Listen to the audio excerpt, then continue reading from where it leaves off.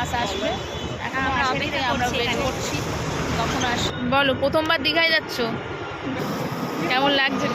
খুবই ভালো লাগছে, আমরা সব পরিবারে বেরিয়েছি, এত ভালো লাগছে, মনে হচ্ছে কি কখন গিয়ে পৌঁছাবো, কখন গিয়ে পৌঁছাবো। সকলেই রাস্তার দিকে তাকিয়ে আছে কখন গাড়ি আসবে। অবশেষে সকলের অপেক্ষার অবসান হলো। আমাদের গাড়ি এসে গেল, আমরা এখন দীঘার দিকে রওনা হচ্ছি। বাস এসে গেছে, আমাদের আত্মীয় স্বজন সব আমাদের জন্য অপেক্ষা করছে।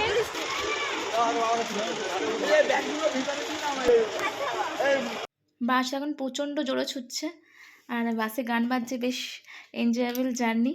আর এখন বাজে রাত 3:40 আর দেখো গাড়িতে লাইটিং হচ্ছে, অলমোস্ট সবাই ঘুমিয়ে পড়েছে, খালি আমার বোন জেগে আছে আর আমি আর আমার ভাগ্নিও জেগে আছি।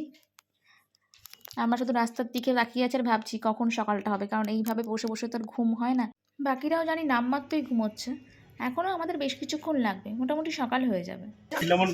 আমরা সারা রাত্রির কষ্ট পেয়েছি, জেগে জেগে এখন আমরা চায়ের দোকানে একটু নেশায় আমরা এখন চা খেয়ে আমরা এখন শরীরটাকে শক্ত করছি, করে ঝিমঝিম করে এবার আমাদের বাসটা কি চলে গিয়েছে?